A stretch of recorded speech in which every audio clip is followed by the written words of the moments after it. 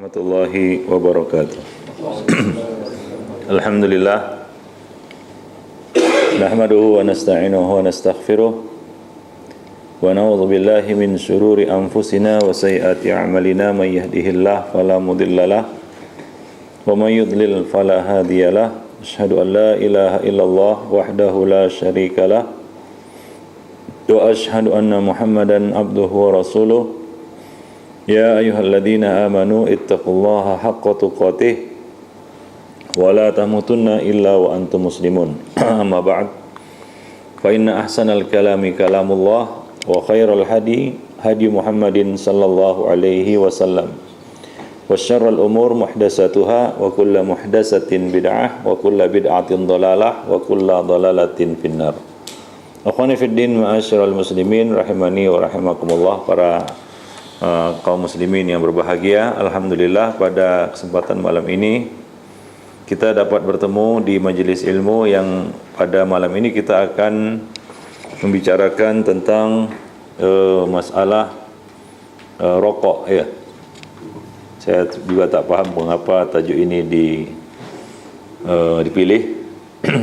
Biasanya yang merokok itu orang-orang yang jauh dari agama, tak kenal agama, atau belum mengenal agama, belum mengenal sunnah, ya hidupnya masih mengikuti hawa nafsu. Nah, merekalah yang biasanya merokok. Ya, adapun di kalangan ahlus sunnah yang sudah mengerti ilmu, yang sudah belajar ilmu, yang sudah mengenal lebih dekat ya dengan agama, sudah kenal qala Allah dan qala Rasul, firman Allah dan sabda Rasulnya, tentunya mereka adalah orang-orang yang secara hitung-hitungannya jauh dari rokok. Ya, karena mereka tahu mudarat rokok itu. Ya, akan tapi mungkin ada segelintir orang yang masih meragukan tentang hukumnya, atau masih mengikuti hawa nafsu dan masih mengisap dan yashrabud dukhan atau mengisap rokok ya dengan berbagai macam alasan dan dalih. Ya, di antaranya mereka mengatakan bahwa hukum rokok masih diperselisihkan, ada yang makruh dan ada yang haram, lalu mereka pilih yang makruh, tidak pilih yang haram ya. Nah, kemudian ada yang mengatakan bahwa di dalam rokok itu ada manfaatnya. Ya, kita katakan semua perkara yang haram itu juga ada manfaatnya, tapi isimnya ataupun dosanya lebih besar daripada manfaatnya. Nah, ada yang memang mengakui hukum rokok itu haram, tapi dia masih belum dapat mampu meninggalkannya. Belum mampu dia meninggalkan rokok itu karena sudah kecanduan. Dan berbagai macam alasan-alasan manusia yang masih mempertahankan rokok. Akhwani fiddin ma'asyiral muslimin rahimani wa rahimakumullahu jami'an. Ketika kita membicarakan rokok, sebenarnya kita membicarakan satu bab yang besar di dalam masalah din, yaitu mengenai semua perkara yang dapat menghilangkan fungsi akal, baik itu namanya rokok, narkotika, dadah, ganja, ataupun bahan-bahan lainnya, baik itu yang diminum, yang dihisap, yang disuntikkan, yang dihirup, ya seperti lim, apa di sini sebut gam itu ya. Nah, itu boleh juga dijadikan alat untuk menghilangkan fungsi akal, ya untuk mabuk, ya untuk sukron, dan beberapa alat-alat lainnya yang digunakan untuk ya membuat menghilangkan dan mematikan sementara fungsi akal. Alim ulama dari semua mazhab, ya kita katakan semua mazhab sepakat bahwa haram hukumnya memakai segala bahan zat yang dapat merusak dan mempengaruhi fungsi akal, memberikan kesan buruk terhadap akal, baik itu berupa makanan maupun minuman, cairan maupun benda padat. Semua bahan yang dapat mempengaruhi fungsi akal itu diharamkan di dalam syariat, dan dia masuk dalam salah satu di antara 5 daruriyatul khams, yaitu Islam diturunkan untuk menjaga 5 perkara. Salah satunya adalah untuk menjaga akal. Oleh karena itulah khamar itu diharamkan karena dia dapat merusak fungsi akal. Ya, dapat memberikan kesan rusaknya fungsi akal. Maka semua benda-benda yang sifatnya sama dengan khamar itu masuk dalam hukum khamar. Yaitu apa? Diharamkan. Ya, karena hukum khamar itu diharamkan. Hurrima alaikumul maitatu waddamu wa lahmul khinzir wa ma uhilla bihi li ghairillah. Dan banyak lagi ayat-ayat yang Allah Subhanahu wa taala mengharamkan khamar, ya. Misalnya dalam firman Allah Subhanahu wa taala, innamal khamru wal maisiru wal azlamu rijsun min amali syaitan. Sesungguhnya mengundi, berjudi, minum khamar, dan al-azlam, mengundi nasib dengan anak panah, itu adalah rijsun min amali syaitan. Termasuk rijis, najis, dan termasuk perkara dari amalan-amalan syaitan. Nah, jadi dapat kita masukkan ke dalamnya semua benda dan bahan yang sama seperti khamar ataupun arak. Dapat dimasukkan hukumnya melalui qiyas al-musawi, aulawi ataupun adnawi. Mungkin dia di bawah khamar atau setara dengan khamar ataupun lebih daripada khamar. Nah, semua sifat yang dapat merusak akal manusia itu disamakan hukumnya seperti khamar. Karena khamar juga bermacam-macam. Tidak sama seperti khamar yang khamar di satu masa tidak sama seperti khamar di masa yang lain. Khamar pada masa Nabi itu biasanya terbuat dari apa? Anggur, kurma, nabiz, itu termasuk khamar. Dan beberapa benda bahan-bahan lainnya yang dijadikan sebagai khamar. Gandum juga bisa dijadikan khamar. Nasi juga bisa, seperti sake di Jepang, di Jepun itu dari nasi.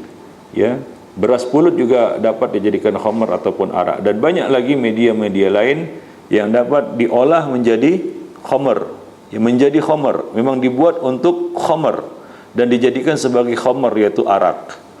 Maka dari situ dapat kita ambil dan tarik satu kesimpulan hukum melalui tariqil qiyas, melalui tarik qiyas. Karena kalau kita cari dalil-dalil di dalam Al-Qur'an tentang rokok, itu tidak kita temukan. Bahkan di dalam sunnah juga demikian, tidak kita temukan di dalam sunnah Nabi menyebutkan tentang dukhan ataupun rokok. Tapi Nabi SAW telah memberikan kaedah-kaedah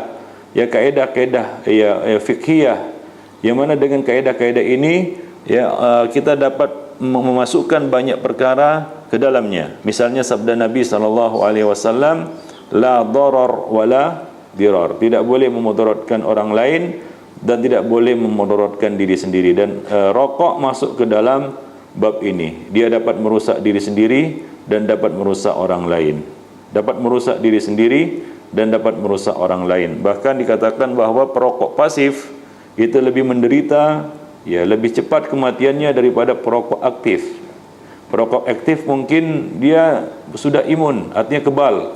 Adapun perokok pasif, yaitu orang-orang yang dekat dengan para perokok, ini mungkin akan mendapat kesan yang lebih besar dari rokok itu daripada si perokok itu sendiri. Jadi kalau ada orang yang merokok mengatakan bahwa saya merokok tapi saya tidak mati, tidak ada orang yang merokok mati, kita katakan kepadanya bahwa banyak orang yang minum racun juga tidak mati, tapi besok lusa, bulan depan, 2 bulan kemudian dia akan mati. Demikian juga rokok, tidak ada orang yang merokok mati, habis merokok mati, tidak ada. Tapi 1 bulan, 2 bulan kemudian, 1 tahun, 2 tahun kemudian, dia baru merasakan akibat buruk dari rokok tersebut, kesan buruk dari rokok tersebut. Nah, pada hari ini banyak manusia yang tertipu dengan rokok. Kalau kita lihat iklan rokok di mana, di televisi, digambarkan apa? Laki-laki yang kuat, kan begitu, yang sehat, jantan, laki-laki pria sejati, kan begitu, betul kan? Padahal iklannya iklan rokok. Kalau kita lihat orang yang merokok gak seperti itu badannya. ya, kurus, ya, sakit-sakitan, ya, kena paru-paru dan lain sebagainya, kena TBC karena rokok. Tapi digambarkan seolah-olah dia adalah laki-laki yang perkasa, laki-laki yang jantan, yang kuat, petualang, kan begitu ya, tidak kenal sakit. Lompat dari gunung, terjun ke laut, kan gitu. Itu iklan rokok. Ya, padahal hakikatnya ya berbeda jauh dengan apa yang ditampilkan itu.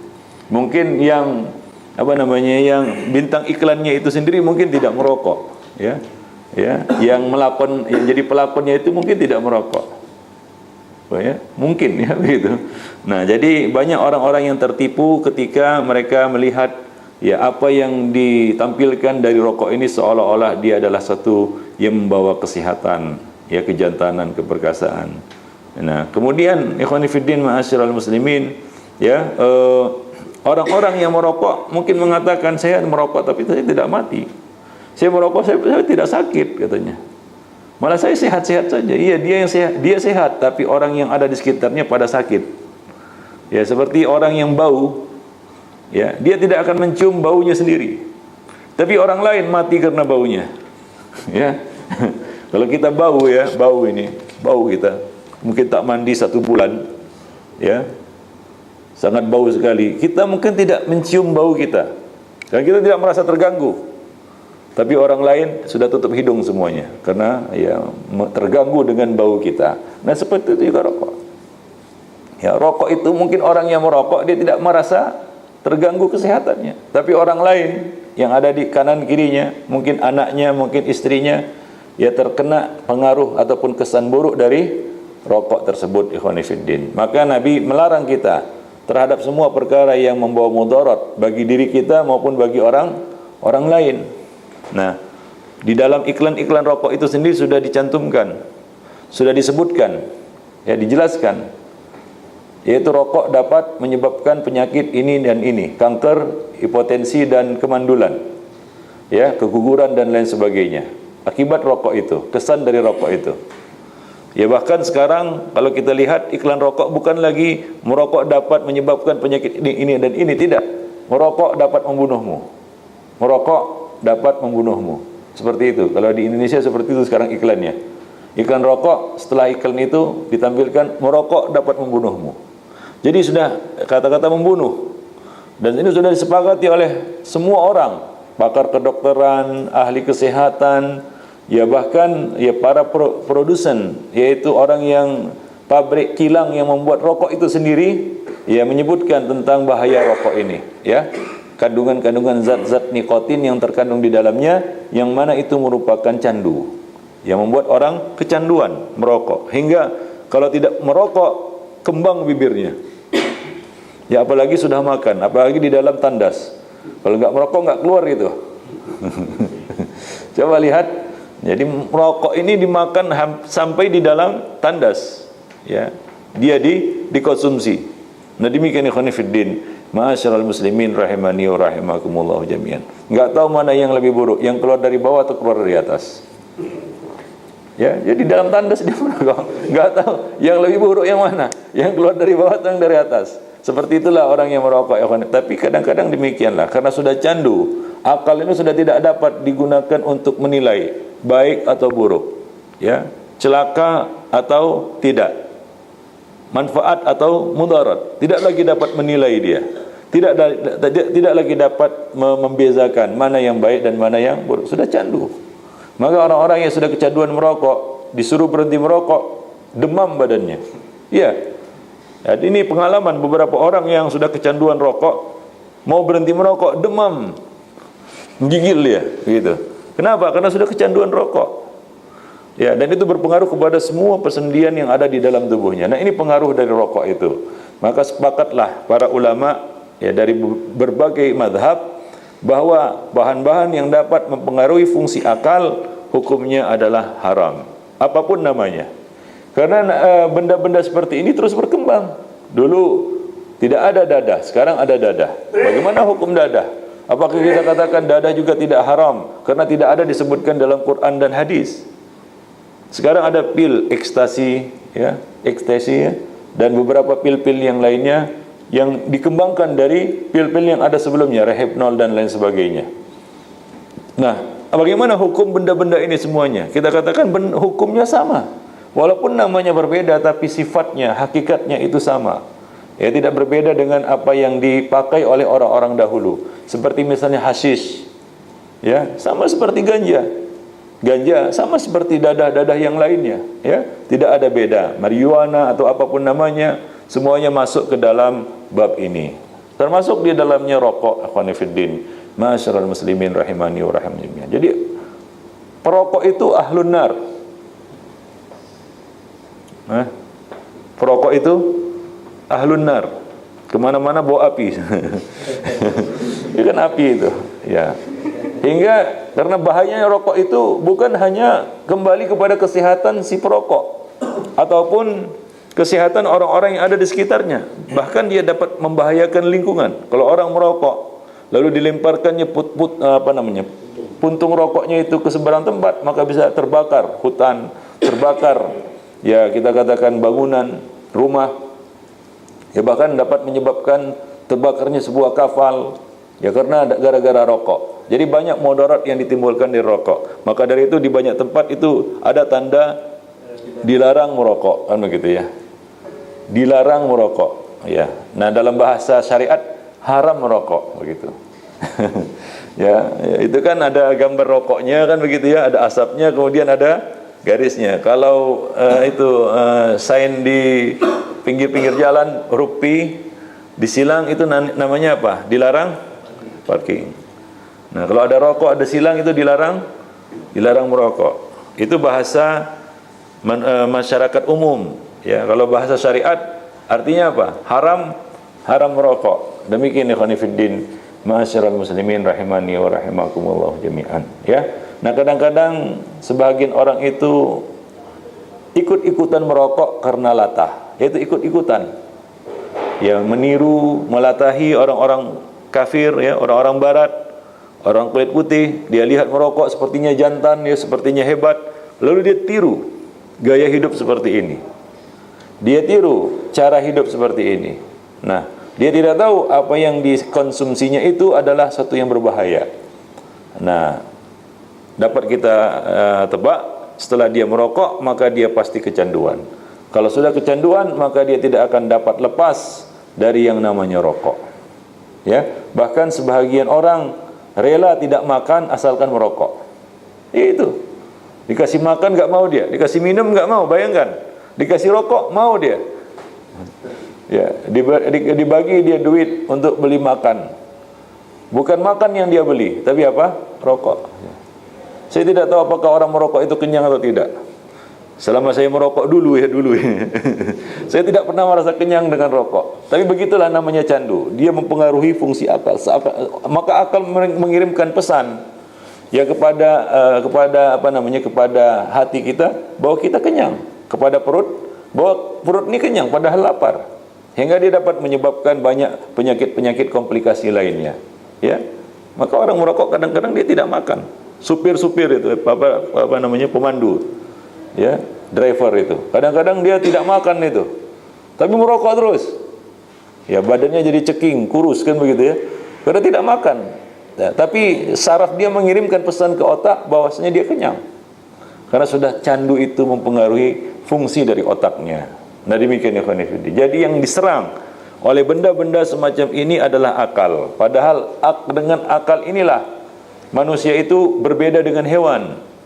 Kalau akal sudah tidak berfungsi, maka manusia boleh jadi dia lebih buas daripada hewan, lebih bodoh dan lebih sesat daripada hewan kalau fungsi akalnya tercabut. Maka coba lihat orang yang terkena dadah, bagaimana hidupnya? Mati sebelum waktunya, seperti mayat berjalan dia. Kadang-kadang dia melakukan kejahatan, merampok, karena sudah ketagihan dadah, akhirnya dia melakukan kejahatan. Nah, akhirnya dia ditangkap, dipukuli orang. Kadang-kadang karena dia mencuri untuk membeli dadah, dia mati dipukuli orang, kan begitu ya. Nah, seperti nasib para pecandu narkoba ataupun dadah. Nah, coba lihat betapa hinanya hidup seperti itu. Maka dadah dan ya kawan-kawannya ya, rokok, candu, ya ganja, hasis dan lain sebagainya, itu hukumnya sama. Ikhwani fiddin ma'asyiral muslimin rahimani wa rahimakum jami'an. Taib. Jadi baik dengan cara memakan, meminum, menghisap, menghirup, menyuntik, atau dengan cara-cara lainnya. Ya, alim ulama menggolongkannya sebagai dosa besar yang berhak mendapat sanksi di dunia dan azab di akhirat. Kalaulah hukum Islam ditegakkan, ya, ada khalifah begitu, setiap perokok dicambuk, boleh 40 kali, 50 kali, 60 kali kan itu ya, tergantung bagaimana cara dia merokok. Nah demikian ikhwan fillah. Dan juga azab di akhirat. Jadi ini tergolong dosa besar, haram, dan masuk dalam golongan dosa besar, bukan dosa kecil. Karena tubuh yang Allah bagi untuk kita ini, yaitu Allah amanahkan kepada kita untuk dijaga. Dan Islam, salah satu di antara fungsi ya, hukum Islam, syariat Islam adalah menjaga tubuh kita. Maka Nabi mengatakan barang siapa yang punya rambut hendaklah dia memuliakannya. Man kana lahu sya'run falyukrimhu. Masalah rambut. Kita punya rambut ya panjang, maka kita mesti memuliakannya dengan mengurus dan merawatnya. Nah, setiap nikmat yang Allah berikan kepada kita itu mesti kita kena jaga. Ya, mulai dari ujung rambut sampai ujung kaki. Karena ini tidak percuma diberikan Allah Subhanahu wa taala kepada kita. Ya, tidak boleh seorang itu menyakiti dirinya kemudian mengatakan ini adalah tubuhku, ini adalah badanku, terserah aku mau membuat apa. Ya, karena ini bukan punya dia. Ini pemberian Allah Subhanahu wa taala, maka tidak boleh kita menyiksa diri kita. La taqtulu anfusakum, innallaha kana bikum rahimah. Janganlah kamu membinasakan diri kamu sendiri, karena Allah Subhanahu wa taala Maha Penyayang kepada kamu. Allah menyayangi kamu, lalu kamu tidak menyayangi dirimu sendiri. Nah, itu adalah suatu hal yang sangat ironi. Maka dari itu ikhwan fillah, banyak sekali ya dalil-dalil yang sebenarnya mengharamkan rokok. Baik itu masuk dalam kaedah umum, kaedah fikih yang umum, maupun dalil-dalil yang kita tarik melalui jalan qiyas. Ya, rokok itu sama seperti sifatnya makanan penghuni neraka. La yusminu wa la yughni min ju'. Tidak mengenyangkan dan menggemukkan. Tidak menggemukkan dan tidak menghilangkan dahaga. Tidak membuat hilangnya dahaga dan lapar kita. La yusminu wa la yughni min ju'. Coba orang merokok kenyang dia, sebagaimana saya tanya tadi, tak kenyang. Tapi demikianlah akal memberikan sinyal kepada dirinya bahwa dia kenyang, padahal dia tidak kenyang, perut keloncongan. Ya, sehingga mulailah dia kena penyakit mah, kena penyakit ini, kena penyakit itu, ya dia terkena penyakit-penyakit yang lainnya. Bukan hanya penyakit yang langsung diakibatkan dari rokok, yaitu paru-paru. Ya, nah banyak orang yang tidak tahu bahwasanya dengan merokok ini dia akan terkena banyak penyakit yang lainnya. Ya, banyak penyakit yang lainnya. Baik. Dan alim ulama ya sepakat ya bahwasanya rokok ini masuk dalam golongan benda-benda yang dapat menghilangkan fungsi akal. Ya. Rokok masuk dalam kategori itu. Maka Syekhul Islam Ibnu Taimiyah rahimahullah mengatakan ya sebagai pertanyaan ya jawaban dari pertanyaan tentang hukum memakai menghisap ganja yaitu hasyis. Beliau mengatakan penggunaan ganja kering ini hukumnya haram. Ganja kering. Ya, tembakau hampir sama dengan ganja, dilinting, dihisap kan begitu. Cuma sekarang ya sudah dimodifikasi demikian rupa, bentuknya jadi indah, dikasih mentol, dikasih ini, dikasih itu, tapi ya, hakikatnya sama. Di dalamnya ada zat-zat yang berbahaya. Baik yang memabukkan ataupun tidak. Coba lihat perkataan Ibnu Taimiyah, baik yang memabukkan ataupun tidak. Karena yang mabuk itu sedikit maupun banyak hukumnya haram. Karena bagaimana kalau orang minum khamar tidak sampai mabuk? Apakah halal baginya? Saya minum khamar tapi enggak sampai mabuk. Masalahnya bukan dia minum sampai mabuk atau tidak mabuk. Masalahnya dia telah mengkonsumsi sesuatu yang dapat memabukkan walaupun dia tidak mabuk. Demikian pula mengkonsumsi ganja, rokok walaupun dia tidak sakit. Saya merokok tapi saya tidak sakit. Bukan berarti rokok itu halal baginya. Tetap haram. Karena itu ya ukurannya di sini adalah ya perkataan para ahli, para pakar tentang rokok itu, bahwasanya dia dapat menyebabkan penyakit ini dan ini. Walaupun dia tidak mandul karena merokok. Saya merokok tapi banyak anak katanya. Saya merokok tapi tidak impotensi. Saya merokok tapi saya tidak terkena penyakit paru-paru. Saya merokok tapi saya tidak terkena kanker katanya. Nah, yang jadi patokan di sini bukanlah dia sakit atau tidak sakit. Masalahnya dia menggunakan barang itu. Yang itu dapat menyebabkan dia sakit. Walaupun dia tidak sakit. Ya lebih parah lagi kalau dia sakit, kan begitu ya. Ya sudah, karuan, dia mati sekaligus, kan begitu. Nah, demikian ikhwan fillah. Jadi Ibnu Taimiyah mengatakan baik yang memabukkan, ya, baik yang menggunakannya itu mabuk ataupun dia tidak mabuk. Sementara yang memabukkan hukumnya jelas haram berdasarkan kesepakatan para ulama kaum muslimin. Dan barang siapa yang sengaja menggunakannya dengan anggapan barang itu halal, maka ia harus diminta bertaubat. Bila ia menolak bertaubat, maka ia boleh dihukum mati sebagai seorang murtad. Tidak perlu disolatkan jenazahnya dan tidak boleh dikuburkan di perkuburan kaum muslimin. Nah, ini perkataan Syekhul Islam Ibnu Taimiyah berkaitan dengan ganja. Jadi keras, ya. Jadi kalau para ulama salaf kita hidup sekarang ini dan melihat orang-orang pada merokok, mereka sepakat menyebut bahwasanya inilah yang dimaksud itu dulu. Inilah benda yang diharamkan itu.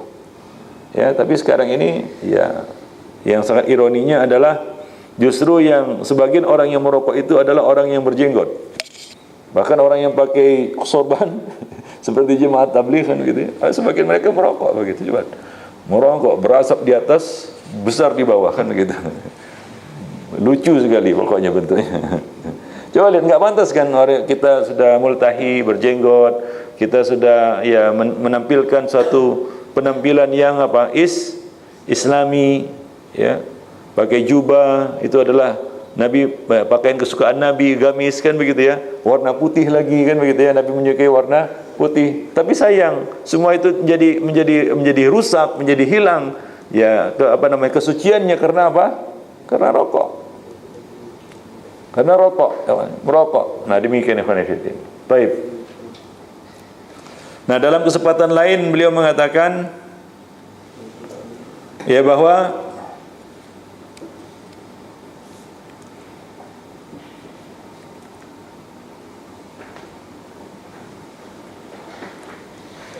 ganja lebih layak diharamkan daripada minuman keras, kata beliau.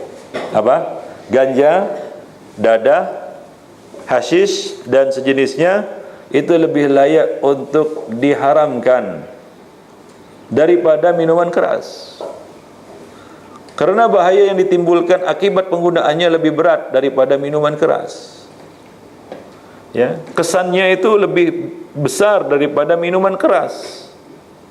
Apalagi yang kita katakan disuntik. Kalau minuman keras tidak terus-menerus, saya yakin satu hari orang berapa kali tahan minum minuman keras? Paling satu hari segelas, kan begitu ya. Hari ini mungkin mabuk karena minuman keras, besok dia enggak mabuk lagi. Ya, mungkin besok lusa dan lain sebagainya. Tapi kalau merokok tiap jam, ada orang yang tiap jam merokok, tak putus-putus. Maka mudaratnya sebenarnya lebih besar daripada mudarat minuman keras. Orang yang minum minuman keras mungkin pengaruhnya terhadap tubuhnya itu jauh ke depan nantinya, ya, dalam waktu yang lama. Ada perokok itu dapat menyebabkan pengaruh yang buruk kepada pemakainya dalam waktu yang cepat, karena dia mengkonsumsinya dalam jumlah yang banyak. Coba lihat orang yang sudah kecanduan merokok, ya, hampir tiap jam dia merokok. Ya, satu bungkus itu ada berapa? 12. 12 itu habis 1 jam. Berarti tiap berapa menit dia merokok. Merokok terus kan begitu. Ada yang seperti itu. Apalagi sebagian orang yang katanya seniman, ya, pemikir, penulis, merokok. Tidak hentinya dia merokok. Sebagian pensyarah itu merokok di depan kelas, di depan forum. Karena kalau tak merokok tidak datang katanya inspirasi. ID-nya tidak masuk. Maka dia terus merokok. Ya, dengan alasan bahwasanya merokok itu dapat memunculkan ide-ide yang cemerlang, ide-ide yang hebat katanya. Ya, pemikiran-pemikiran yang maju katanya. Nah, seperti itu. Jadi ini sebenarnya adalah tipu daya syaitan yang membantunya untuk terus hanyut dan larut di dalam rokok itu dan tidak dapat melepaskan diri darinya, dan akhirnya itulah yang membunuhnya. Itulah yang membunuhnya. Banyak para perokok itu mati karena akibat dari rokok itu. Akibat dari rokok. Racun yang dia bawa dari rokok itu mempengaruhi tubuhnya, dan itulah yang pada akhirnya menyebabkan kematiannya. Walaupun tidak langsung mati, ikhwani fiddin, ma'asyiral muslimin. Jadi beliau mengatakan bahwa ganja itu lebih layak diharamkan daripada minuman keras, karena bahaya yang ditimbulkan ya dari ganja ini itu lebih berat daripada minuman keras. Al-Hafidz Adz-Dzahabi mengatakan, candu seperti hasyis, tembakau yang diolah dari daun rami, yaitu daun ganja atau daun apapun namanya, karena tiap daerah itu kan berbeda-beda, yang dijadikan sebagai bahan untuk mabuk kan begitu, berbeda-beda ya. Haram hukumnya sebagaimana hukum minuman keras. Pemakainya berhak mendapatkan hukuman ta'zir sebagaimana hukuman peminum khamar, dan ia jauh lebih busuk daripada minuman keras. Jauh lebih busuk daripada minuman keras. Minuman keras itu kadang-kadang wangi dia ya. Wangi kan? Wangi. Tapi kalau rokok bau ya, maka dia lebih busuk daripada minuman keras itu. Dan minuman keras hukumnya haram. Nah, maka ikhwani fiddin, ya, para ulama dahulu menggolongkan ini termasuk hukum mukhamar dan hukum meminum minuman keras ataupun khamar. Wallahu alam bisawab. Ya, demikian pula Syekh Muhammad bin Ali Al-Syekh. Ini adalah mufti mantan dulunya mufti ya di kerajaan Saudi Arabia dan sudah wafat. Beliau menukil perkataan Ibnu Hajar Al-Haythami. Ibnu Hajar Al-Haythami mengenai kesepakatan ulama 4 madhab, yaitu 4 imam madhab. Apa? 4 imam madhab. Imam Abu Hanifah, Imam Malik, Imam Syafi'i, dan Imam Ahmad. Apa itu? Dinukil dari mereka kesepakatan bahwa ya, dari ketetapan keterangan yang telah dijelaskan di atas, jelaslah bahwa ganja dan sejenisnya hukumnya haram menurut 4 imam madhab.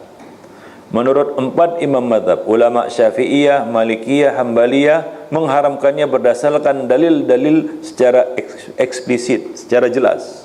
Sementara ulama Hanafiyah mengharamkannya berdasarkan dalil-dalil secara implisit, yaitu secara mafhum. Ada yang mengharamkannya secara mantuk, bahwa itulah yang dimaksud oleh Nabi SAW dari perkataan beliau, la darar wala dirar, ya, dan beberapa hadis-hadis Nabi lainnya. Adapun ulama-ulama Hanafiyah mengharamkannya melalui dalil-dalil yang diambil secara implisit, ya. Nah, demikian. Nah, Al-Imam Al-Bahuti mengatakan, ya, Al-Imam Al-Bahuti rahimahullahu taala mengatakan, ya, tidak dibolehkan mengkonsumsi ganja yang memabukkan. Tidak dibolehkan mengkonsumsi ganja yang memabukkan. Termasuk di dalamnya rokok, ikhwani fiddin. Ya, dalam kitab Az-Zawajir, Ibnu Hajar Al-Asqalani mengatakan bahwa Al-Qarafi menukil ijma' kesepakatan alim ulama dari ulama Malikiyah dan juga dinukil dari Syekhul Islam Ibnu Taimiyah tentang haramnya hukum ganja. Ibnu Hajar mengatakan, barang siapa yang menghalalkannya, niscaya ia telah kafir. Ya, ini perkataan Ibnu Hajar Al-Asqalani, karena dia telah menghalalkan sesuatu yang jelas-jelas haram. Maka orang yang mengatakan rokok itu makruh, ya, dia tidak ada salafnya, tidak ada dalil yang mendukungnya, ya, yang mengatakan rokok hukumnya cuma, di antaranya adalah ulama-ulama mutaakhirin, ya, sebahagian ulama-ulama mutaakhirin yang menggampangkan urusan ini. Sungguh mereka bertanggung jawab atas banyaknya korban jiwa yang jatuh akibat rokok. Kalau mereka tidak tahu, maka hendaknya mereka bertanya kepada ahlinya, pada pakarnya, ya, tentang rokok itu. Dan rokok jelas yang membuatnya sendiri mengatakan ini adalah racun yang dapat mematikan, sehingga ada hari berhenti merokok sedunia. Itu tidak boleh, ya, satu hari apa saya tak paham juga, tapi ada itu. Ya, satu hari di mana tidak boleh merokok satu dunia ini, kan gitu. Ya, hari berhenti merokok sedunia. Satu hari itu. Ya, karena mereka menyadari ya buruknya di rokok, hingga di sebagian kota-kota besar di Eropa, di Amerika itu dilarang, ada area bebas rokok. Sehingga area-area untuk merokok itu dipersempit, diperkecil. Ada area-area khusus yang disediakan, wilayah kawasan khusus untuk orang yang merokok. Supaya apa tujuan mereka? Untuk mempersempit kawasan yang dibolehkan merokok. Begitu cara mereka. Nah, kita sebenarnya punya syariat Islam, yang dengan syariat itu kita dapat ya memaksa siapa saja yang mengaku muslim untuk berhenti merokok. Tidak perlu aturan-aturan seperti itu. Ya, yang tujuannya untuk memperkecil ruang gerak dan kawasan yang dibolehkan merokok. Maka di tempat-tempat umum di negeri-negeri maju tidak boleh merokok. Nah, itu sudah diterapkan beberapa hari di Jakarta, tapi tak berjalan lagi gitu, merokok. Yang ironinya banyak orang-orang perokok-perokok ini itu di kalangan kaum muslimin. Ya, sungguh ini kita memang sedang dibodoh-bodohi oleh orang-orang kafir. Mereka memproduksi rokok, ya, mereka banyak mengambil keuntungan dari rokok. Para perokok mayoriti adalah kaum muslimin. Mayoriti perokok itu kaum muslimin. Nah, ini adalah satu hakikat yang harus kita sadari, ya. Kita dijadikan target ya untuk satu keburukan, yang mana orang-orang sepakat, sedunia ini sepakat bahwa merokok itu adalah satu keburukan. Ya, maka kita lihat di beberapa negeri-negeri Islam itu, kalau kita berada di tempat-tempat umum, misalnya di kendaraan umum, di bus umum, itu penuh dengan asap rokok. Padahal di negara-negara kafir ini sudah tidak ada lagi pemandangan seperti ini. Mereka sudah mulai menjauhinya, sementara kaum muslimin masih, ya kita katakan, ya lalai dan terlena, ya masih tertidur. Ya, padahal mereka punya syariat Islam yang jelas mencegah mereka, memelihara mereka dari perkara-perkara yang memudaratkan mereka. Tapi begitulah kenyataannya, kaum muslimin pada hari ini tidak mengamalkan agama mereka. Dan ini tidak lepas dari pengaruh ulama-ulama su yang mencontohkan rokok. Sebagian ulama yang dipandang ulama lah kita katakan, ya, yang disebut ustadz atau ulama, merokok. Di masjid-masjid, di surau-surau itu mereka memberikan contoh buruk kepada kaum muslimin. Mereka sendiri merokok. Ya, mereka kadang-kadang sambil ceramah itu merokok. Gitu. Padahal dibicarakan apa? Tentang Islam. Yang Islam itu adalah salam, keselamatan. Dia sendiri nggak selamat sambil merokok. Gitu. Coba lihat. Ya, nah ini kan satu, ya, kita katakan perkara yang sangat ironi pada hari ini. Ya, seolah-olah agama kita tidak menuntun kita kepada keselamatan. Padahal Islam itu selamat. Mengikuti ajaran Islam selamat, sehat, selamat, sentosa, makmur, aman dan damai. Mengikuti ajaran Islam. Tapi karena kaum muslimin tidak menjalankan ajaran agamanya sendiri, maka coba lihat, ya, banyak korban-korban rokok itu dari kalangan kaum muslimin. Ya, terkena TBC, kanker dan lain sebagainya, kemandulan, itu dari kalangan kaum muslimin. Yang kita sedihkan adalah ya di tanah suci sekarang ini. Dulu kira-kira 20 tahun yang lalu saya berada di sana, tidak ada orang yang berani merokok, terutama di tempat-tempat umum. Bersembunyi-sembunyi, dan kalau ketahuan mutawi itu langsung dicabut dari mulutnya, langsung dipadamkan. Sekarang saya lihat ada seorang mutawi menceramai orang merokok, yang merokok itu terus merokok sampai kesal yang mutawi ini yang ceramai dia. Coba lihat. Nah, sekarang ini coba lihat, kalau antum pergi umrah, nah sudah di mana-mana orang merokok. Tidak ada lagi yang mencegah, tidak tercegah lagi. Baik itu di hotel, habis makan merokok, kan begitu ya. Ada saja orang jual rokok di sana. Baik itu para supir, pemandunya, kan gitu ya. Nah, kemudian juga para pekerja yang ada di sana memberikan suatu pengaruh buruk, ya, di tanah suci. Padahal ikhwan fiddin, itu di tanah suci. Apa kata Allah Subhanahu wa taala? Wa may yurid fihi bi ilhadin wa yurid fihi bi ilhadin bidzulmin nudzikhu min adzabin alim. Barang siapa yang ya berkehendak untuk melakukan suatu ilhad dan kezaliman di tanah suci, ya di tanah haram, maka kami akan menimpakan kepadanya azab yang pedih. Nah, coba orang di sana datang untuk ibadah, dia merokok, mengganggu. Saya sangat marah kalau ada jemaah ikut umroh merokok. Itu saya ancam itu, kamu keluar dari rombongan kita kalau kamu masih merokok. Ikut jemaah kita tapi di tanah suci masih merokok. Tahan rokok dulu. Silakan kalau kamu pulang ke Indonesia mau merokok sampai 5 di sini silakan. Saya tak larang lagi. Tapi ini jangan di sini. Ini tanah suci. Ya, ini untuk keselamatan kamu sendiri. Kita bacakan ayat, "Wa may yurid fihi bi ilhadin bi dzulmin nudhiqhu min adzabin alim." Nah, termasuk semua perbuatan yang dapat mengancam keselamatan penduduknya, mengganggu orang-orang yang ada di dalamnya, mengganggu binatangnya saja, menghalau binatangnya saja nggak boleh. Apalagi kita merokok di situ. Ya, kadang-kadang kita menasihati supir-supir ataupun pemandu-pemandu yang bus itu ya dari tanah air yang dari Indonesia misalnya banyak itu ya. Dia merokok, kita katakan, "Pak, ini tanah suci. Ya, kalau mau merokok silakan, nanti pulang ke Indonesia mau merokok sepuasnya di sana silakan. Nah, ini tanah suci. Ya, ini tempat di mana kalau kita berbuat baik dilipat gandakan. Tapi kalau kita berbuat jahat, maka ya hukumannya juga dilipat gandakan. Dilipat gandakan. Ya.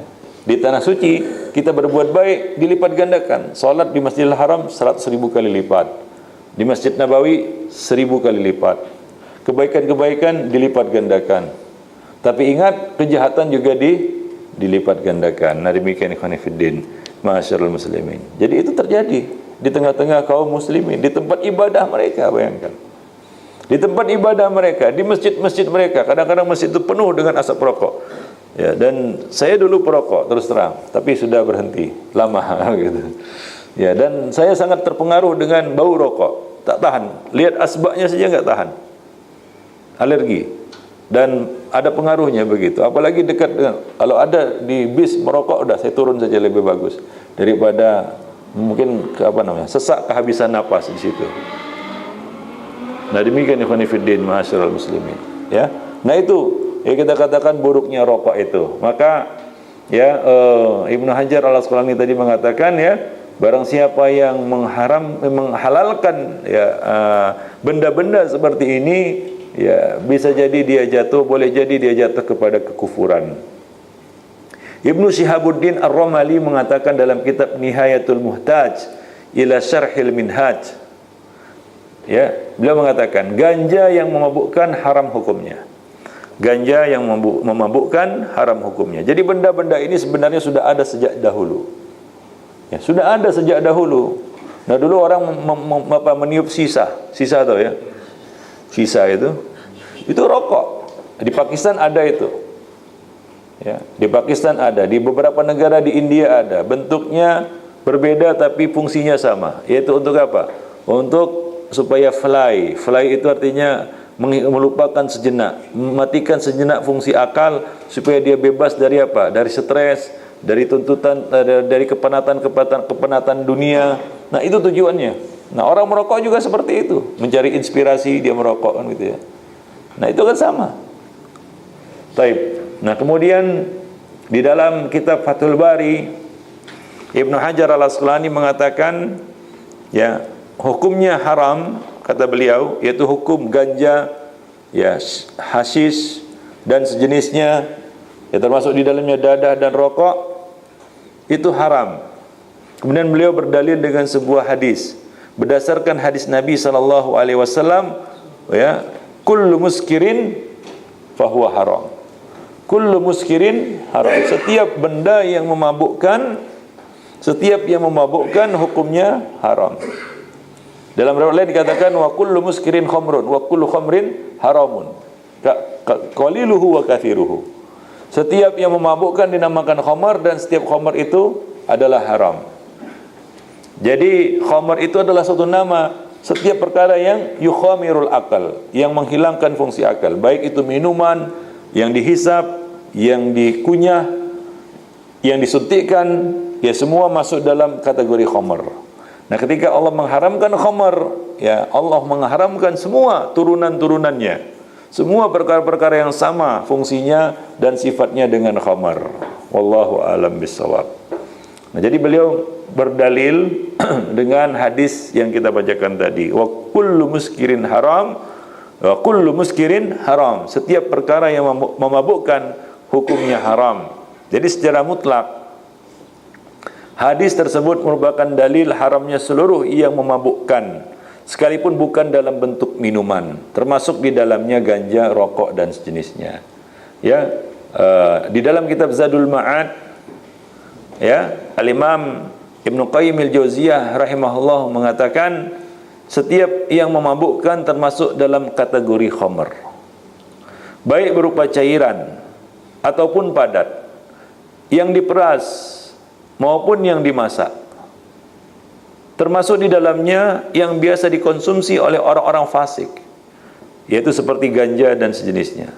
Seluruhnya termasuk khamar yang diharamkan secara jelas berdasarkan hadis yang sahih dari Nabi SAW yang tiada cacat pada sanadnya. Beliau mengatakan, kullu muskirin fahuwa khamrun. Setiap perkara yang memabukkan, maka itu masuk, dia disebut sebagai khamar. Demikian pula telah dinukil pernyataan yang sama dari para sahabat, dan mereka lah yang lebih mengetahui maksud hadis tersebut, yaitu khamar adalah kullu ma yukhamirul akal. Khamar itu adalah semua perkara, semua benda yang dapat memabukkan akal, yang dapat membuat akal itu mabuk. Demikian ya khonifidin, yang dapat mempengaruhi fungsi akal. Dalam hal ini tidaklah seorang itu boleh mengatakan saya minum wine, saya minum anggur, saya minum arak, saya tidak mabuk. Mungkin orang-orang yang di daerah dingin perlu minum arak supaya hangat, dia tidak mabuk. Lalu mereka mengatakan berarti arak itu hanya diharamkan di tempat-tempat yang panas. Ada sebagian orang-orang yang liberal ya mengatakan seperti itu, bahwa khamr itu haram di tanah Arab, halal di Eropa katanya. Wine dan sejenisnya itu haram di tanah Arab karena panas katanya. Ya. Halal di Eropa karena dingin. Untuk menghangatkan badan maka perlu minum khamar katanya. Coba lihat. Padahal Allah tidak menjadikan obat dari perkara yang diharamkan. Ini syubhat dari orang-orang liberal. Ya. Mereka mengatakan seperti itu. Nah, ini kan namanya akal-akalan. Ya. Dan juga dapat kita katakan ketololan. Tolol. Kenapa kita katakan tolol? Karena di Arab juga ada musim dingin. Silakan dia datang ke tanah suci pada bulan-bulan Desember, Januari, ya, dingin. Ya. Artinya apa? Artinya kan juga perlu arak. Loh, kenapa juga diharamkan di tanah Arab? Nah, jadi ini adalah satu ketololan. Kadang-kadang demikianlah kaum muslimin, ada sebagian orang yang ngangguk-ngangguk. Oh iya benar juga ya, itu diharamkan di tanah Arab karena panas. Iya, kalau bulan Januari, bulan Juli, Agustus, September ya panas di sana kan begitu. Ya tapi kalau ke sana bulan apa? Ya bulan Desember, bulan Januari, Februari ya dingin. Dingin. Kemarin saya dari sana masih dingin. Bulan Januari kemarin dingin, bahkan sangat dingin. Tahun ini sangat dingin, musim dinginnya. Ya.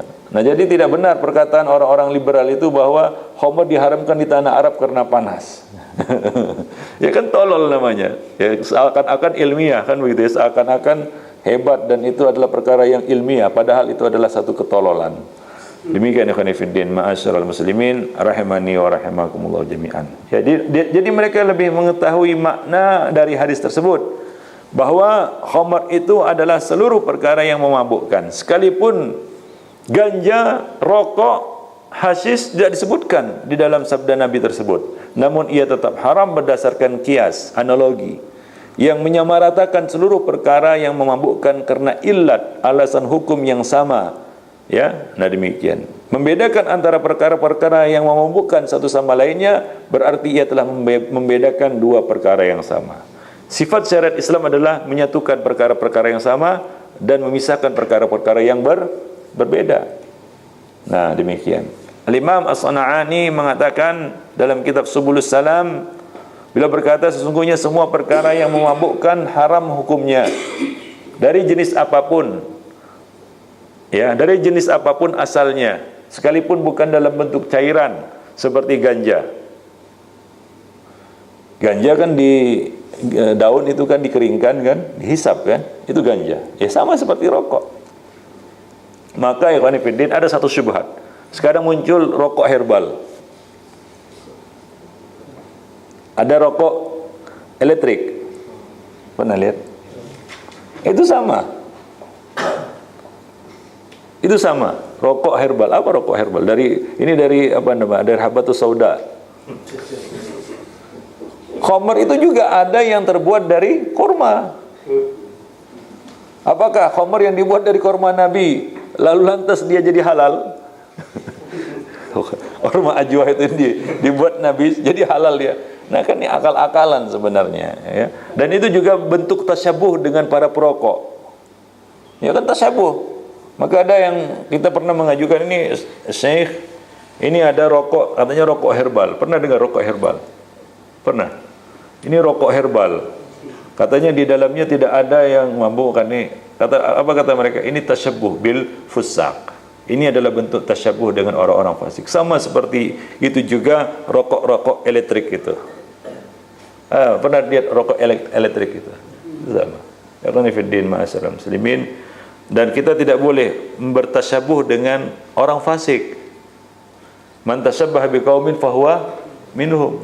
Apa kata orang yang melihat? Nah itu orang jenggotan merokok juga. Dia nggak tahu itu rokok herbal kan gitu. Nah akhirnya dia beli rokok, tapi bukan rokok herbal, rokok yang lainnya. Kita menjadi contoh yang buruk di tengah-tengah manusia. Nah demikian ya Khonifuddin. Maka tinggalkan ya. Taib. Ahli fikih berpendapat bahwa tidak ada perbedaan dalam hukum antara yang cair maupun yang padat. Semuanya tetap haram digunakan karena dapat memabukkan dan dapat menghilangkan kesadaran. Ya, dapat menghilangkan kesadaran. Maka coba lihat ya, perkara-perkara yang memerlukan konsentrasi tingkat tinggi. Misalnya apa?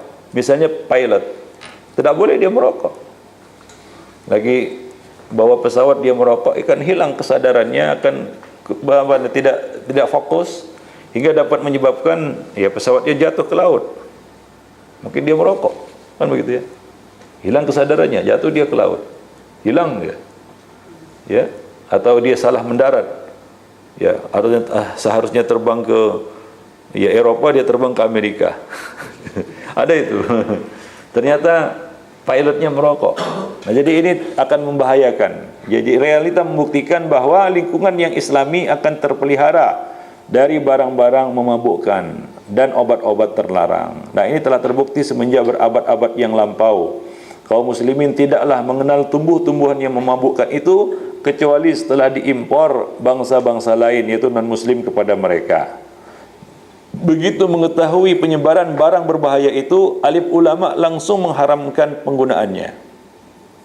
Ya, nah demikian ikhwan fillah, ma'asyiral muslimin rahimani wa rahimakumullah. Ya, di dalam kitab Tahdhibul Furuq wal Qawaidus Sunniyah ya, dikatakan ya, perlu Anda ketahui bahwa tidak ada satupun alim mustahid dan ulama salaf yang berbicara tentang tumbuh-tumbuhan memabukkan yang akrab disebut ganja ini. Tembakau, tidak ada di zaman Nabi tembakau. Ya, tidak ada. Daun tembakau itu tidak ada.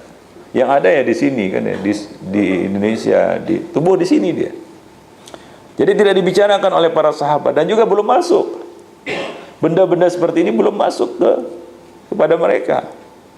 Nah, jadi mereka tidak berbicara tentang tumbuhan-tumbuhan yang memabukkan seperti ini. Nah, karena barang seperti itu tidak didapatkan pada zaman mereka. Tidak ada pada masa Nabi yang namanya rokok, kan begitu ya. Yang namanya tembakau, yang namanya ganja, yang namanya hasis, belum ada. Nah, bukan berarti belum ada tidak ada hukumnya. Ya. Masuk dalam kaidah umum, yaitu pengharaman khamar.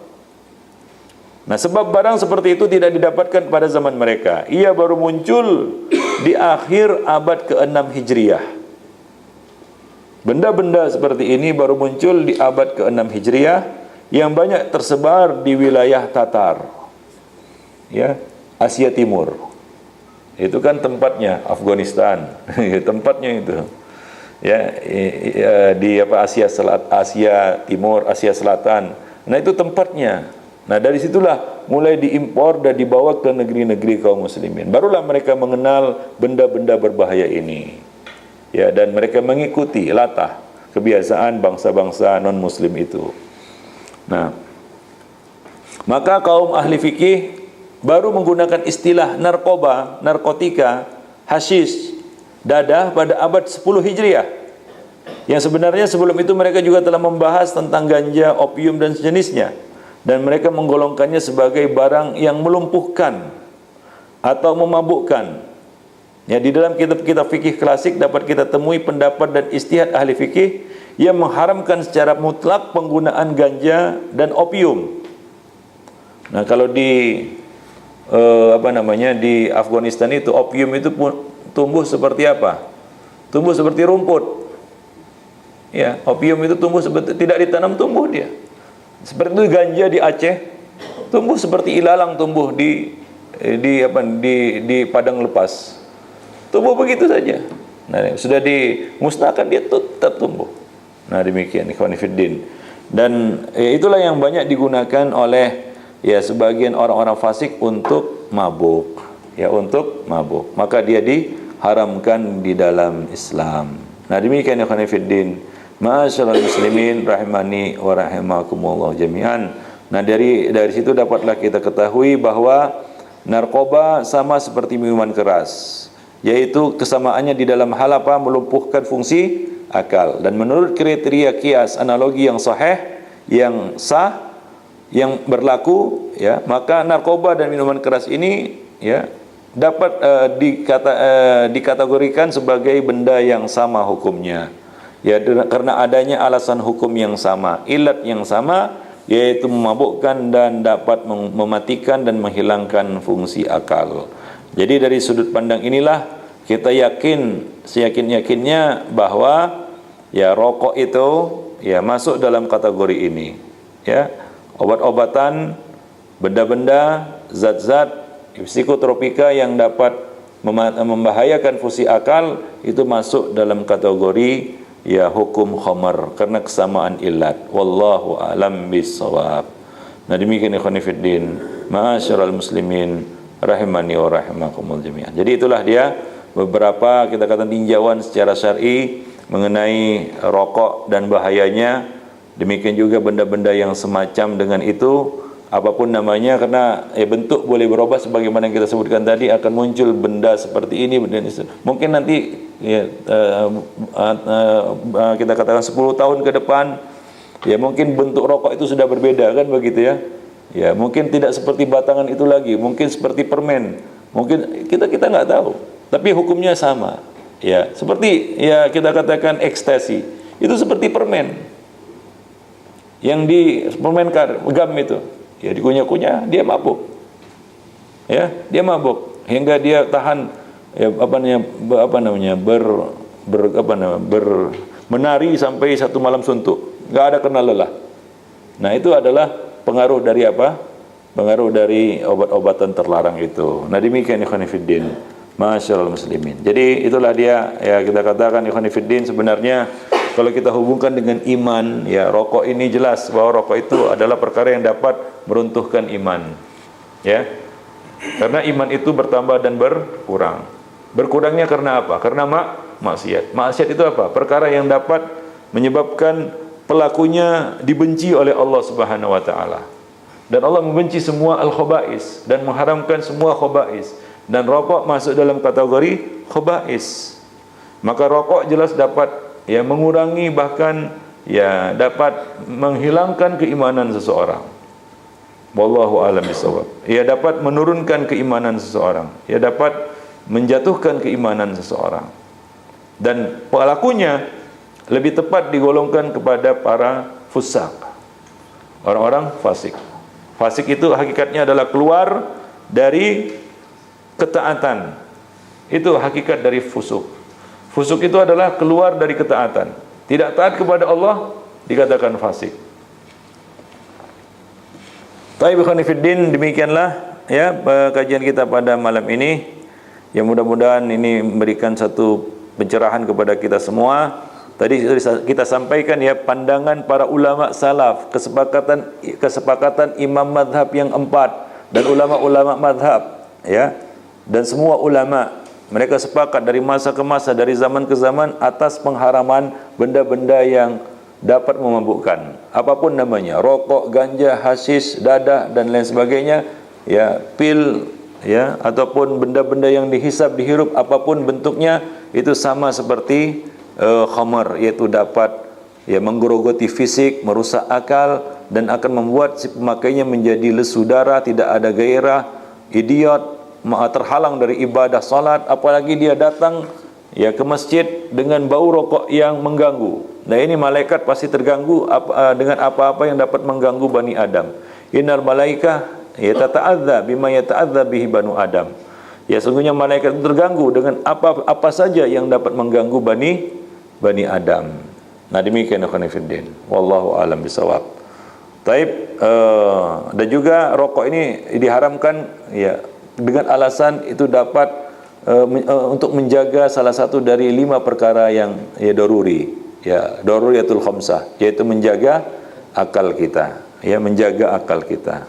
Nah, karena itulah rokok itu masuk dalam kategori yang diharamkan ya di dalam agama kita. Wallahu a'lam bishawab. Nah, ya, para ikhwatiddin, mungkin ada pertanyaan dari antum. Bagi yang ingin bertanya, kita persilakan. Ada soalan tentang rokok ini atau ada syubhat? Ya.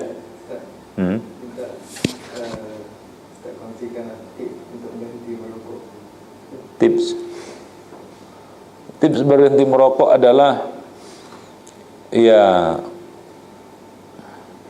pertama, berani berpindah lingkungan. Itu dia yang penting. Karena banyak rokok itu pengaruhnya adalah pengaruh lingkungan. Bergaullah dan berkumpullah bersama orang-orang yang tidak merokok. Ya. Jangan lepas bergaul dan bersama dengan orang-orang soleh. Itu obat yang paling ampuh. Karena kalau kita selalu dekat berkumpul dengan orang-orang soleh, ya minum, kalau kita keluarkan rokok dicegahnya, kamu jangan merokok, nggak merokok, dibuang kan gitu. Ya itu dia. Karena lupa kan gitu, dimatikan. Kadang-kadang refleks, akal menyuruh, kita tidak sadar. Tiba-tiba saja sudah tangan udah ada rokok di sini, gitu. Padahal ya sudah, ya tahu ini rokok kan begitu. Seperti itu. Namanya juga sudah rusak fungsi akalnya. Maka dari itu bergaulah dengan orang-orang soleh. Itu tips yang paling ampuh lah. Katanya makan bonbon apa segala itu susah itu. Selama dia masih bergaul dengan perokok, dekat-dekat dengan teman-temannya yang merokok, pasti merokok. Walaupun dia makan permen ini itu, katanya harus ada diet ini itu nonsens semuanya. Kalau dia masih bergaul, berkumpul bersama komunitas yang merokok.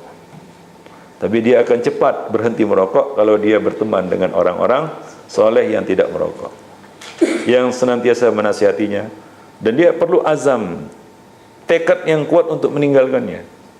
Saya dulu demikian juga, pening juga meninggalkan rokok. Ini pengalaman pribadi. Saya pikir-pikir gimana lah berhenti merokok. Akhirnya bagaimana? Saya meninggalkan teman-teman yang merokok. Nah, itu kadang-kadang yang berat, meninggalkan lingkungan dan pergaulan. Itu yang berat sebenarnya. Nah, selama dia masih bergaul dengan teman-temannya yang merokok, nanti kan ada rokok temannya dikasihkannya, atau apa namanya ya, kongsi kan begitu. Ada sebagian perokok itu karena sudah candunya merokok, kongsi pun tak mengapa. Coba lihat, kan begitu ya. Itu para perokok seperti itu. Nah, selama dia masih bergabung, berkumpul dengan community yang merokok, teman-teman yang merokok, dia akan terus merokok. Susah baginya untuk berhenti. Wallahu a'lam bishawab. Itu pengalaman saya. Jadi katanya makan permen ini, makan obat ini, itu tidak membantu kalau selama orang itu masih bergaul dengan teman-temannya yang merokok. Percuma. Saya itu juga seperti itu, masih gabung-gabung. Saya pikir apa yang membuat saya tetap merokok ini? Ya karena teman-teman gabung-gabung nanti kan begitu ya. Teman tuh merokok juga gitu. Padahal kita sudah mau meninggalkannya, tidak lagi mau membelinya, sudah dijahit itu kantong saku supaya tidak beli rokok. Tapi ya melihat teman merokok juga kita. Dikasihnya lah satu kan gitu, menolaknya pun berat. Gini-gini lah menolaknya. Apa gitu. Merokok juga kan gitu. Ya kan nggak tahan lihat baunya juga kan begitu ya. Nah, ketika kita menghindar, ya pisah total. Walaupun kita harus berkorban meninggalkan teman-teman yang buruk ini, sebenarnya ya layak untuk ditinggalkan, ya. Maka kita selamat. Maka dari itu kalau kita sudah jauh dari lingkungan yang merokok, ya bergabung lagi dengan lingkungan yang merokok, itu sesak dada kita. Ya, nah ini perlu perjuangan juga. Nah, banyak orang yang menolak hidayah, menolak kebaikan dan kebenaran karena takut dia berpisah dengan teman-temannya. Abu Talib, coba lihat, gara-gara apa? Gara-gara lingkungan dan pergaulan, gara-gara teman, gara-gara sahabat. Nah, banyak orang yang karena ya merasa dia harus setia kawan kan begitu ya, setia pada sahabat, akhirnya dia menolak manhaj salaf, dia menolak sunnah. Kenapa? Wah, nanti saya berpisah dengan teman-teman saya. Ini fitnah. Maka Allah Subhanahu wa taala menyebutkan tentang orang-orang yang menggigit jarinya karena menyesal akibat apa? Pengaruh temannya. Ya laitani lam attakhidh fulanan khalila laqad adallani. Sungguh dia telah menyesatkan aku. Nah, para perokok itu banyak orang yang merokok karena pengaruh lingkungan. Terutama anak-anak itu. Coba kalau sudah bergabung-gabung dia dengan teman-temannya merokok, pasti dia merokok. Maka jauhilah anak-anak kita dari lingkungan dan pergaulan ini. Wallahu a'lam bishawab.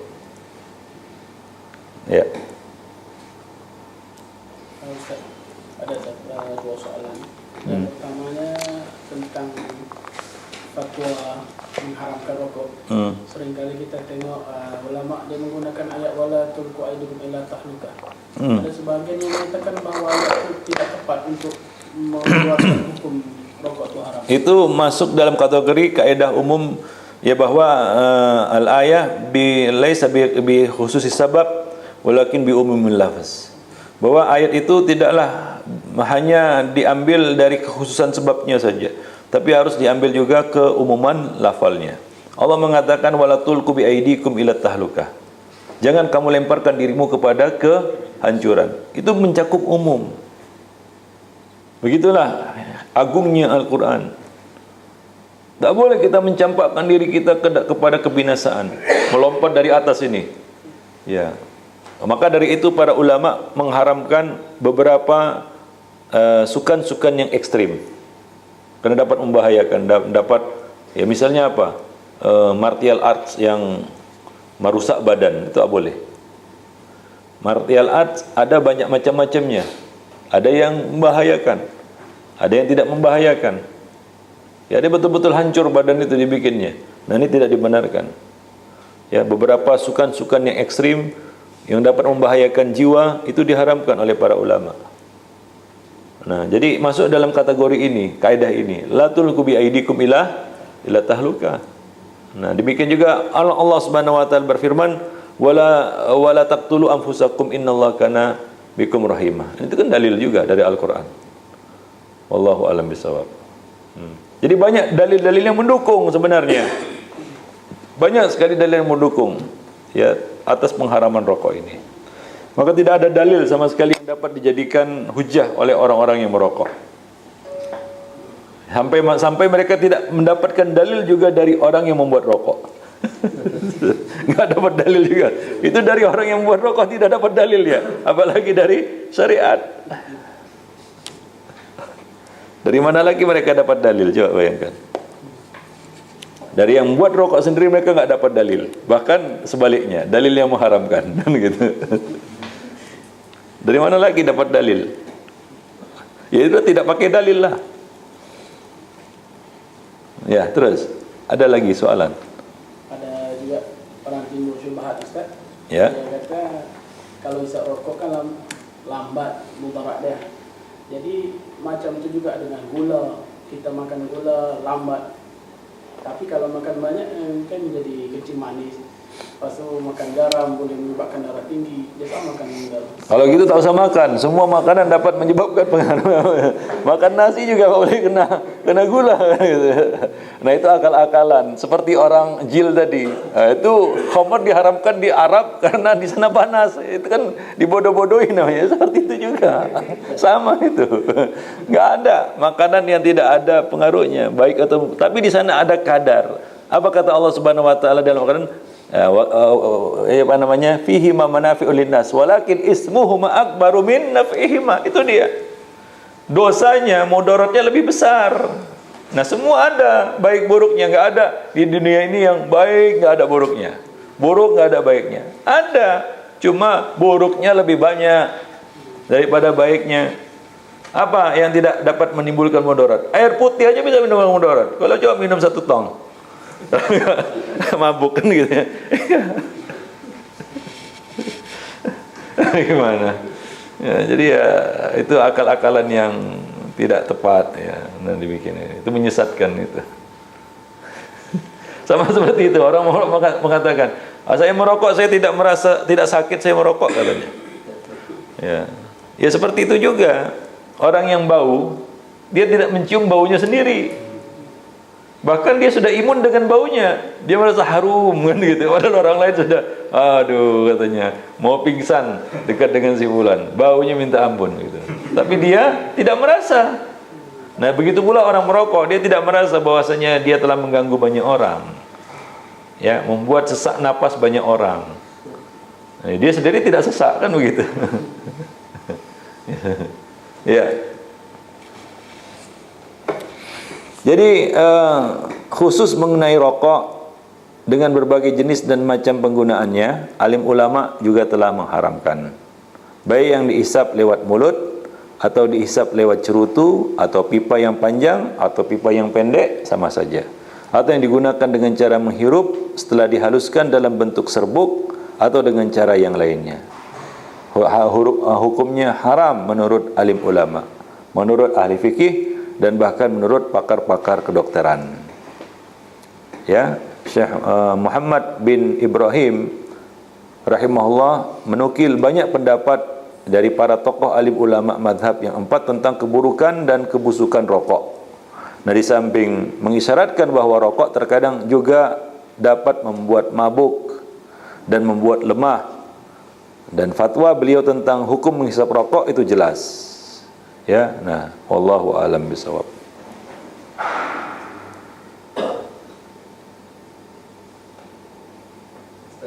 Ya. Soalnya juga dengan syubhat orang kata kalau macam tu asap kereta, asap dapur, semua lagi dulu bahaya dia. Orang kata kalau rokok haram, maknanya asap kereta, asap dapur, semua lagi bahaya. Ya, terus? Kenapa itu tak haram tapi rokok haram? Apanya yang haram? Kendaraannya haram.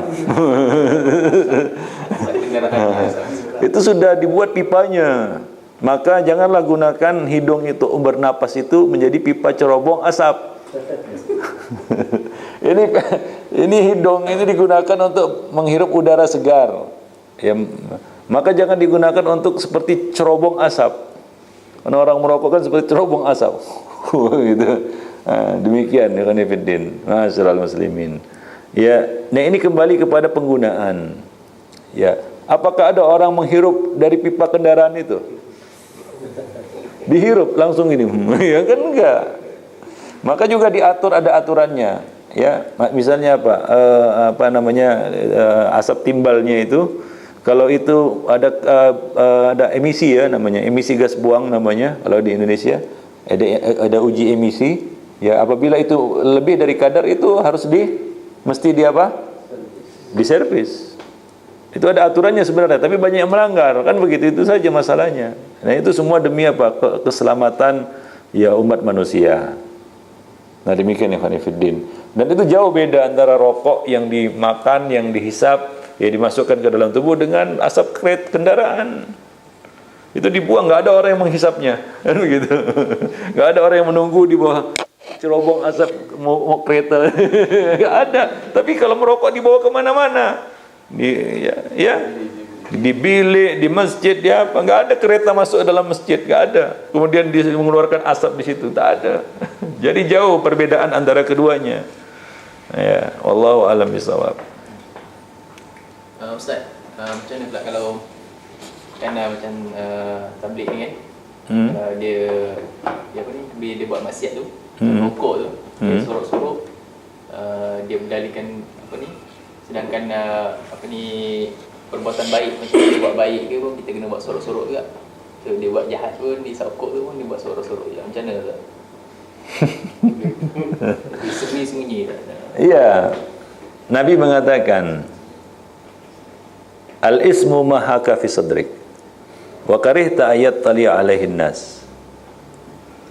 Dosa itu adalah sesuatu yang mengganjal dalam hati. Pasti hati kecil kita mengatakan ini tidak baik, ini buruk. Dan kamu tidak suka orang lain mengetahuinya. Itu sifat dari dosa. Kalau perbuatan baik kita sembunyikan, memang apa namanya, ya kita kehendak kita untuk menyembunyikannya untuk satu maslahat kebaikan, kan begitu ya, untuk menjaga hati. Beda dengan kejahatan yang disembunyikannya, memang berusaha kita tutupi. Dan malu kita kalau diketahui orang banyak. Tapi kalau kebaikan kita sembunyikan, diketahui juga oleh orang banyak, kita tidak malu. Ya kan? Tidak malu kan kalau kita ketahuan misalnya sholat, sudah kita sembunyikan. Ketahuan kamu sholat. Ya nggak apa-apa kan begitu ya. Paling-paling senyum-senyum. Tapi kalau kita melakukan keburukan, sembunyi-sembunyi ketahuan orang, merah pada muka kita. Ya kan? Karena kita buat dosa dan kita tidak suka orang lain tahu. Beda. Ya kan? Nah, demikian. Jadi ikhwani fiddin, ya, Syekh Muhammad Al-Aini beliau menyebutkan di dalam risalah beliau ya tentang pengharaman rokok. Beliau mengatakan pengharaman rokok dan menghisapnya ditinjau dari 4 sisi. Yang pertama, kata beliau, rokok dapat membahayakan kesehatan. Sebagaimana pengakuan pakar-pakar kedokteran bahwa merokok dapat merusak kesehatan dan hukumnya haram. Yang kedua, rokok termasuk jenis candu yang dilarang penggunaannya. Berdasarkan hadis Ummu Salamah radhiyallahu anha. Ya, nah demikian. Yang ketiga, bau busuk yang ditimbulkan oleh rokok dapat mengganggu orang lain yang tidak menggunakannya, para perokok pasif. Dan ini masuk dalam kaidah la darar wala dirar. Nah, sesuatu yang mengganggu kaum muslimin maka hukumnya haram. Nah, kemudian itu yang ketiga, ya. Yang keempat,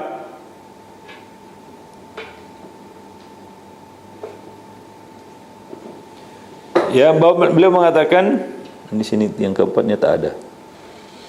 Ya, 3 aja disebutkan. Ya, tiga tinjauan ya, yang menyebabkan rokok itu dapat diharamkan menurut syariat Islam. Wallahu a'lam bishawab. Tidak ada yang keempat sini. Ustaz, macam mana pula yang orang merokok ni? Dia pandai sikit kan. Dia tahu mulut dia busuk. So dia mengambil alasan untuk tidak pergi ke masjid kerana kan ada berdasarkan hadis Nabi SAW tentang makan bawang. Kan jangan pergi tempat berkumpul macam di masjid. Jadi dia merokok selama-lamanya semata-mata tak nak pergi masjid. Itu adalah itu dia mengoleksi, dia mengumpulkan 2 kesalahan, 2 dosa sekaligus. Dia merokok dan dia tidak pergi ke masjid. Dan ini merupakan perangkap dan jebakan setan. Sebenarnya setan ingin sesuatu yang lebih besar lagi daripada itu, yaitu apa? Menjauhkan dia dari kebaikan.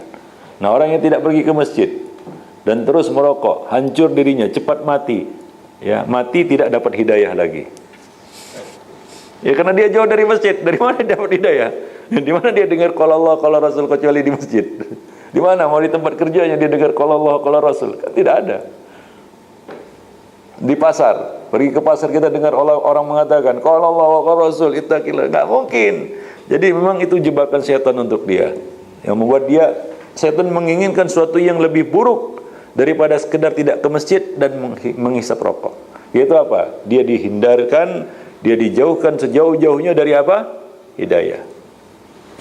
Wallahu a'lam bishawab. Nah, tidak dibolehkannya orang yang makan bawang merah maupun bawang putih dan tumbuh-tumbuhan yang mengeluarkan bau karena dapat mengganggu malaikat, itu adalah bentuk takzir, hukuman. Ya, bukan dispensasi rukhsah keringanan, bukan. Itu ta'zir, hukuman. Dia nggak boleh datang ke masjid. Hukuman itu sebenarnya. Orang yang beriman dia akan merasa sedih dengan hukuman itu. Nah, ya tidaklah bergembira dengan hukuman ini kecuali orang munafik yang memang jauh dari masjid. Berarti ada apa-apa di dalam hati kita. Mungkin nifak dan sejenisnya. Kalau dia merasa senang dapat rukhsah tidak ke masjid. Wah senang kan gitu. Cari-cari rukhsah untuk tidak ke masjid. Nah ini tidak boleh. Ya, sengaja makan bawang supaya enggak ke masjid. Makan bawang tidak boleh ke masjid karena makan bawang itu hukuman. Ya, artinya apa? Untuk kedepannya dia jangan lakukan itu supaya tidak terlarang dia datang ke masjid. Kalau itu yang justru dicari-carinya, maka dia termasuk orang-orang yang fasik, termasuk ya golongan munafik yang memang jauh dari masjid. Wallahu a'lam bishawab. Ya.